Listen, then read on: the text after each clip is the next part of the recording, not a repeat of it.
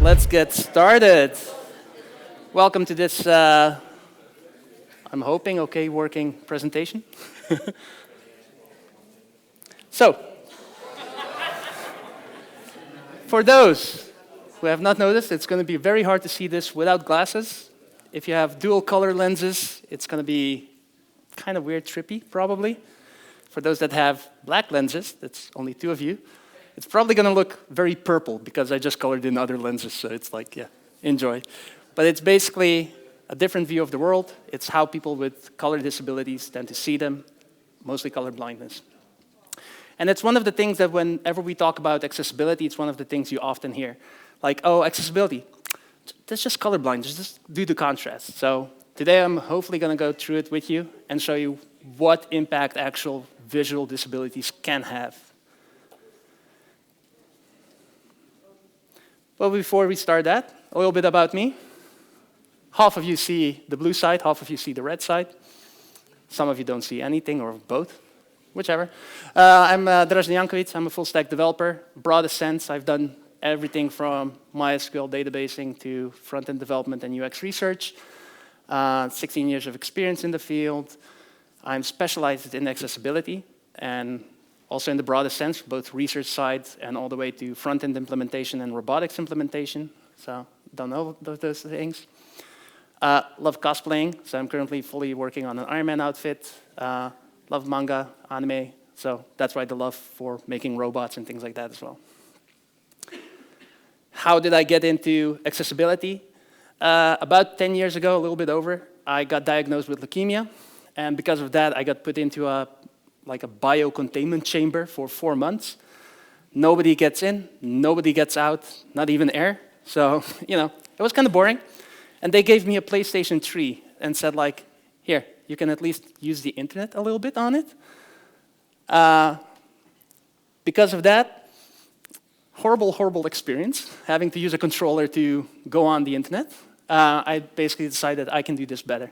I can make this better, not just for myself, but for others as well, because there's more people than just me in that hospital. And that's how I got into it and started researching about it. And at first, very big imposter syndrome, doing a lot of things wrong, but learning a bit, and then now here, basically. As I said, we're going to look into just the visual aspect part. Accessibility falls into 7 categories, everything from visual to audio to temporary disabilities, mental disabilities, and so on. For today, we're just going to focus on visual and how much of an impact that has, but not just the color, but also other aspects that can impact that. But first, we need to know, how do your eyes actually see color?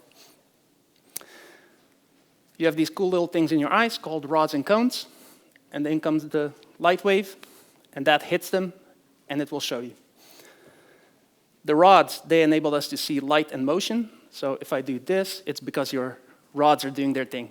The reason you see my blue shirt is either you're wearing blue lenses, and that's the only colors you can see at the moment, or it's because I'm also wearing a blue shirt. But that's what your cones do. They enable you to see the colors.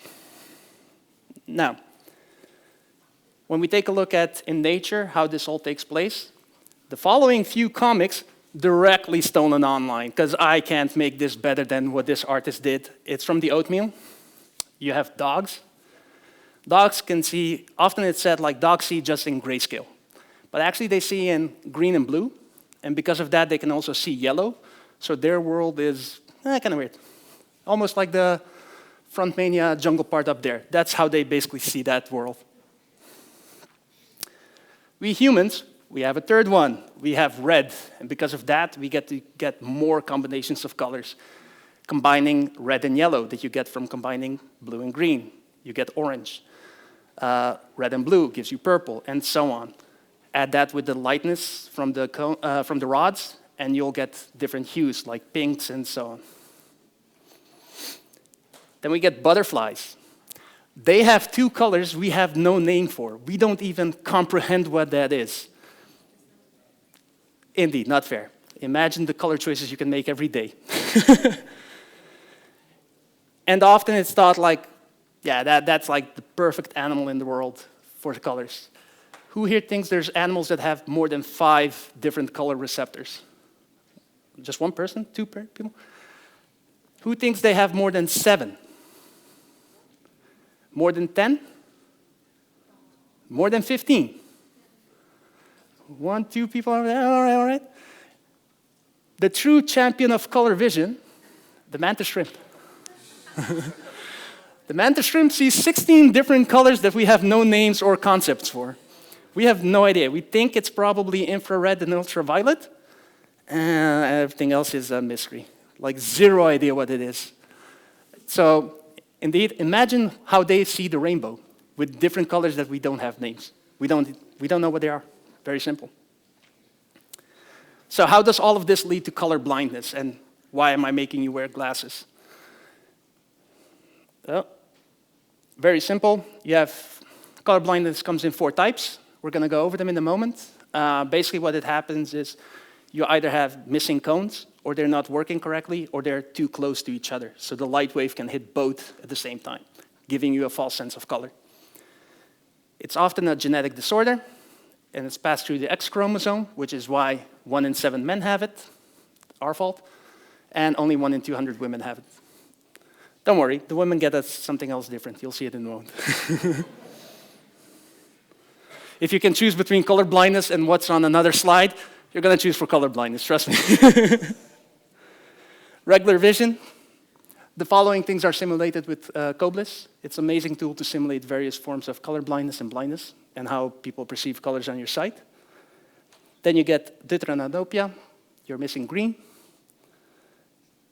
Protanopia, this is what I have. I have difficulty seeing red. So for me, the first regular picture and the protanopia, they kind of look the same.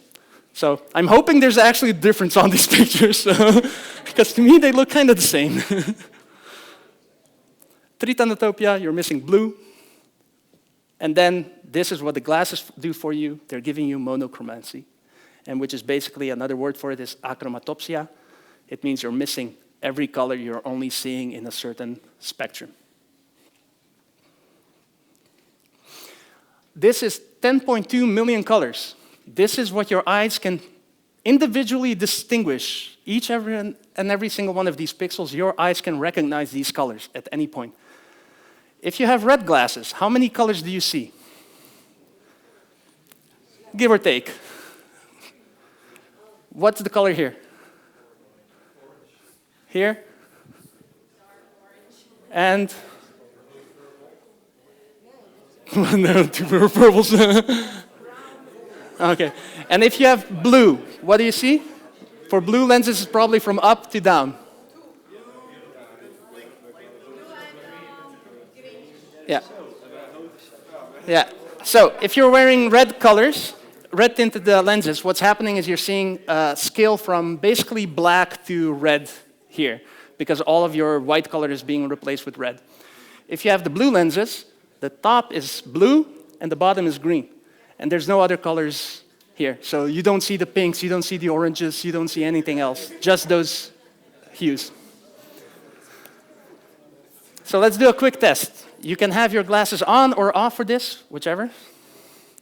What number? How many 7s?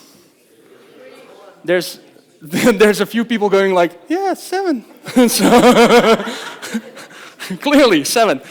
For me, personally, the first one, this one, that one is a 7. So second test. What do we see? I heard one person over there say no. 9.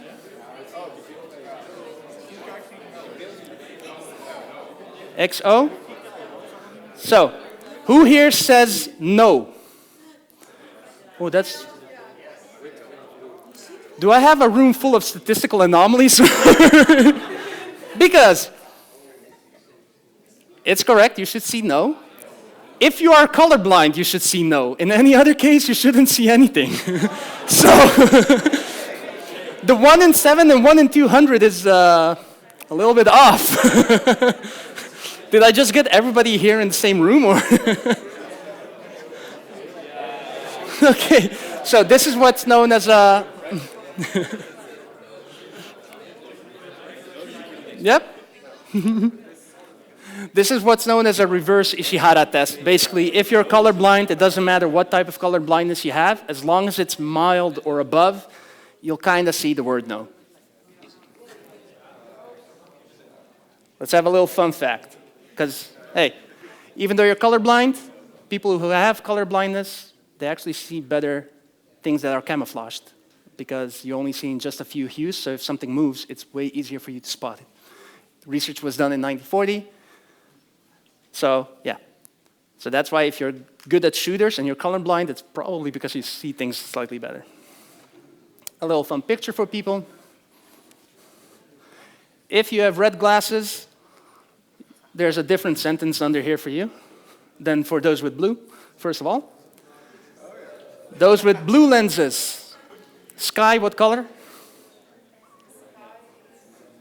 Grayish, probably. Yeah. In the picture, it's actually red. It's like a red-black tint. But the blue is just messing with your eyes. For the ones with red lenses, there's only one flower that's yellow. But for you, all of them look probably about the same. So this is one of those things where just removing a single color or adding a single color into your eyesight really can mess up with what you're seeing. And this will have impact on every product you design, every website you design, and so on. So I will not be going into super technical things. These are just like more of an awareness and tips and hints what you can do. So for the UXers in the audience, don't trust color. Very simple. Don't say to a user, click the green button. Yeah, which one? They're all brown. So supplement it with icons, supplement it with wording. Say things like, if something is an approval, approve this document. You know, things like that. If something is a negative, say, cancel this action. Put it in buttons. Same here. Even with glasses, you will understand that these are all three different messages because they have icons indicating them. They have something unique about them. So for UXers, please think about things like that. How can you supplement colors with other information? Give users control by giving them a colorblind mode, a dark mode, a predefined set of colors or a theme. The app 2 Dots does this really amazing. You can either change the colors to something that's easier for you to see, or you can add icons into the object so that you can just match by icon instead of matching by color. So it's a really nice, simple solution. If you work with Figma, color filters, We Are Colorblind, Ally project, they're all in there. Add them, use them. Same for tab order. There's Ally focus order. Really amazing. It will basically, you can annotate what the focus order should be inside your document. So when you hand it off to a developer, they can go like, oh, okay, so you want this first, that first, and then. So even if the layout is slightly different than how it's looking, so let's say you want to read out a banner before a header, it will be made clear here. And your developers can then go like, okay, this is what you wanted, so this is what we can give. For the front-end developers, X DevTools, it's really powerful. You can implement it in various ways, either as a linter, automated tester, or a gate inside your pipelines. Or use Lighthouse. It's a browser extension already pre-built into Chrome, for instance, allowing you to do the same plus some extra on performance. Or you can run it just like Axe. You can run it inside your pipeline and have it break the builds if something is really bad. Another thing you can do is Tab Ally. Basically, it will quickly run through your site and tell it what the focus order is. So it will tab through your website quickly to show it what it is. And then you can look at the Figma provided by a designer, do these numbers match? If they don't, you know you have to go and fix it. But like I said, all of this is purely based on visual things, colorblind, blind, and so on. And so far, the only thing we talked about is there's something wrong with your eye. But that's not the only thing that can mess up your vision. So can migraines. Anybody here have migraines? A few, probably. Now, like I said, if you had to choose between migraines and colorblind, it's a fairly common thing that happens to 1 in every 5 women. And for the men, it's 1 in every 15. Now, a lot of the research says that the 1 in 5 is probably caused by the men, so take that how you want.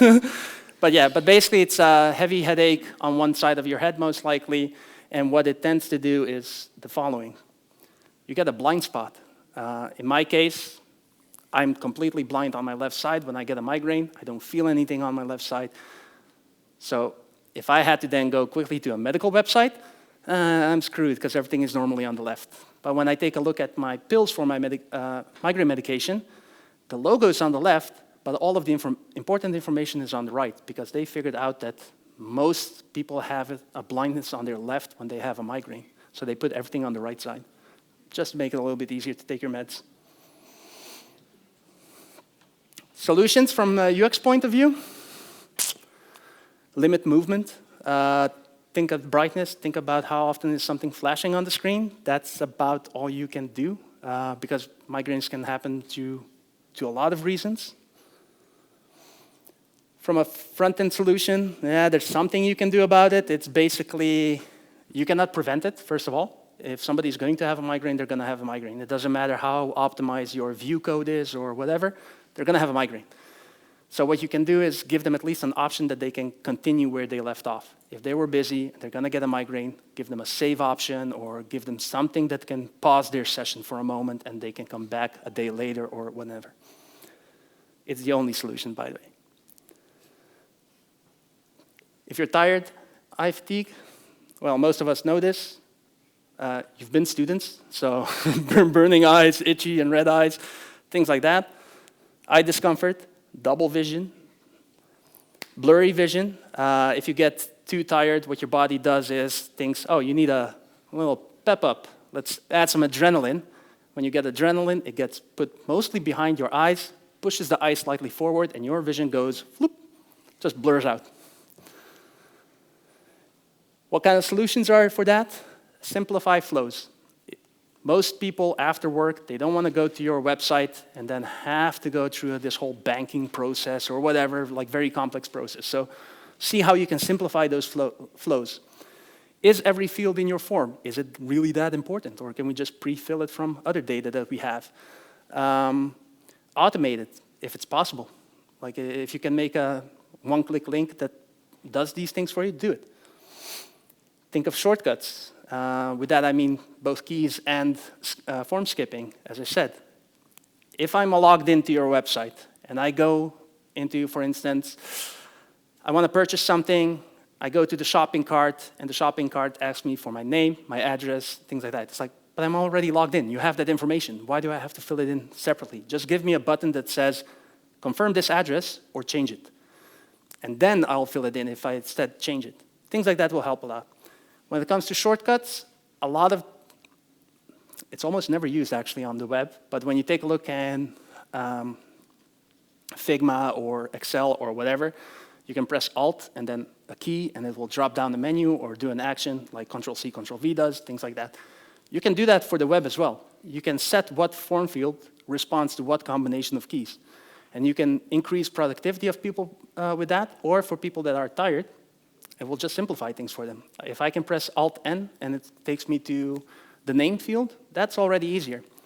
For people that are using screen readers, this will actually be read out loud to them, saying, hey, this page has shortcuts. Pressing this, this, and this button will take you to these parts of the form. So you can really reuse that thing. For people that are indeed using screen readers, makes it easier for them to understand how your page is built up. For people that are like in a working environment, you just turn them into power users because they can go quickly through the form without having to scroll down, press this, scroll down, press that. Like they can quickly go through it. So it's like a win-win on two sides. Reduce interruptions and distractions. If there's a cute little GIF that has no impact on what I'm doing, yeah, cute. It's really distracting. It's not doing that much for me. If it's just an attention grabber for something, fine. But it shouldn't be in like really important forms. It shouldn't be there like popping up like that little clippy from Microsoft way back in the day. Translate context. If you're working on multi-language sites, don't just translate the words. Like often you see it like going from Dutch to English. But then you lose certain idioms, you lose certain context and meaning to what that page was actually saying, or what a certain error was saying, the importance of it, and things like that. So translate the context as well. If something sounds really aggressive in one language, it should sound really aggressive in other languages. Themes. This one is really simple. A lot of us actually switch to dark theme on most apps, even during daytime when it's actually really bad to switch to dark theme, but we'll do it because everybody says dark theme is better. But it does give the user that control of taking control and easing stress on their eyes when they feel like they should need to. Zooming, please don't forget about that. Like a lot of people turn zooming off inside the code, so please don't. And content choreography, something really important for UXers. Create logical flows, make sure that everything is, as I showed earlier with Tably and things like that, make sure everything is following nice. Don't ask a user's name, then have them confirm something else, and then go back to, oh yeah, by the way, what's your last name? That doesn't make sense. So keep those things in mind. Use enough spacing, just makes it easier to read. Split layout and images, I didn't do that here. Like I just put a lot of text on this one. So from a front-end part, I know many will not agree with this one, but please give the user options to save a session, basically allowing them to save their progress, allowing them to go like, I filled out this form, my baby here is crying. If I have to choose between a form and a baby, I'll probably take care of the baby. So, I mean, not me personally, but yeah. Probably take care of the baby. So allow me to save the form and then continue later on. As I said earlier, pre-fill forms. This will save just a bunch of time for everyone. Painting. Minimize how often a page paints. So like I said, GIFs, really cool, but they actually repaint the page and it flashes. And if it flashes just at the right time, this is like one of the examples that I said. If this one here reaches 24 milliseconds and it keeps refreshing at exact moment of every 24 milliseconds, people will actually start getting headaches if you do it enough with the correct colors. So, try to minimize how often things are refreshing on your page. So please don't put in like a automated validation that triggers on every key press that you do. Because if you're typing slightly faster, it will just go like click, click, click, click, click, click. Wrong address, wrong address, wrong address. Oh, do you mean this? Like, wait for people to finish typing and then do an action, for instance. Big one. Depression has a huge impact on your eyesight. It does this. Cool. Let's take a look at solutions for this. It's extremely difficult to solve. People who have depression, they will often skip content. They will not look at it, or they will look at it but not actually comprehend it, what's going on. Even if in a normal state, they would do it. They would understand everything. It's easy for them to do. So you need to keep attention with that. So it's kind of a thing that both UX and frontend need to do, improve page load, have attention grabbers that really focuses the user on something so that they, even if they're spiraling down, they could still get that. This will not happen for most people, but for those that work in medical fields, or if you're working on the suicide prevention hotline, this thing, it doesn't matter what type of color blindness you have or blindness you have, you will see that. It will be visible easy, and it's the main attention grabber. Anxiety.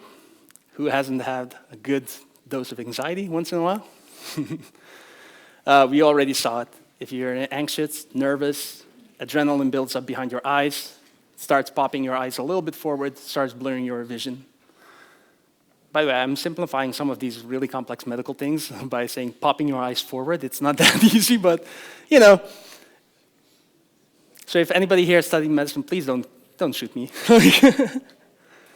When it comes to anxiety and depression, we're not looking at small numbers. At this point, because of things like the economic status, the world war status that's happening, things like the aftermath of the pandemic, these numbers are skyrocketing, and they're increasing very fast. People are getting more and more anxious about day-to-day life, which then impacts how they work. They tend to forget things, get things like brain fog, or they just completely skip over information. Solutions, from a UX point, take a look at timed actions. Does a user really have to finish a form within a certain amount of time? I would say grab a group of users, have them do various forms, measure out the time length, grab whatever the average is, add a few seconds, and that should, if you really need timed actions, that should be the time that you give them. Even better, it's just remove all timed actions. Unless, like I said, unless you're doing a security token, there shouldn't be any timed issue. Like, do I really need to type in my password every 20 seconds? Yes. You say take the average and then add a couple seconds? Well, it's going to include half of the people, right? So if you take the average... I would say grab whatever the longest person was and grab, yeah. But yeah, things like security tokens, of course, they expire every few minutes. So yeah, that's a timed action you really need to take. But for everything else, there is no need to rush your user. Give them time. I know sales probably won't like that because the more time people have on a page, the less likely they're to buy something because they'll then start thinking again over it and over it. Details. This one, really annoying. Your session has expired. The group in back over there, we worked on a website that does this way too often, like every 15 minutes you would get kicked out during your test. So, and the tests usually last longer than 15 minutes. So, so please no timed actions. If you're gonna throw errors, guide the user. Tell them what you're doing. Tell them what's happening on the screen.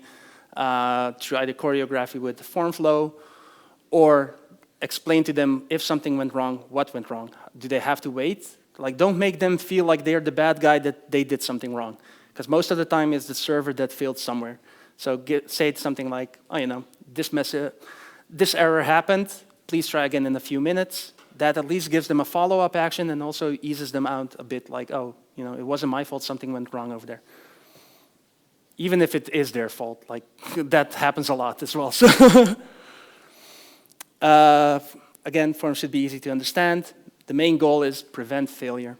And with that, I mean, here we have a really nice form. The email has no hint of what it should be, so yeah, of course, a user could forget a dot. Is it really their fault? Is the only way they can see that message if they first make the mistake and then click submit? Same with the password. Must be 6 or more characters. This birthday field is not marked red, but it's the same color as the others when it comes to how important is it or whether it should be filled in yes or no. So give status like this, like which fields are optional, which ones are mandatory. Make them clear, make them easy to understand, and pre-fill them with some data that they can like use as a base on how to understand, whether it's a hint under it or a default value inside it. Again, session extension. I'm just going to repeat myself for this one, because I'm really bothered by this one. Give users either enough time to do their action, or give them a way to extend how long a session is lasting. So either by popping up a message like that, like saying, no, I'm done, log me out, or saying, okay, please extend it for another 15 minutes. Another great solution that I saw was, as long as you can recognize that the mouse is moving and the keyboard is being used, just pause the session timer in general. Have them continue as soon as you see that the user went idle again. And the same as for the UX side, error prevention. Do validation, give the user ability to undo things if they did something wrong. So if they submitted a form and it's like, oh no, this one bad, don't make it submit the form immediately. Give them a page in between that like lets them review the data and things like that. And even better, if you can do it, grace timers, which means like if I submit a form, I can go undo, and then it will pull back the form in. It's the way you do unsend an email, basically. But it's very hard to implement that one, so but try it. So yeah, that was just for eye problems and what impacts your brain can have on your eye problems. So even if you are fully capable of seeing everything, there's way too many things that can go wrong and way too many things that can influence it. If you have any questions, now or later or whenever. So thank you.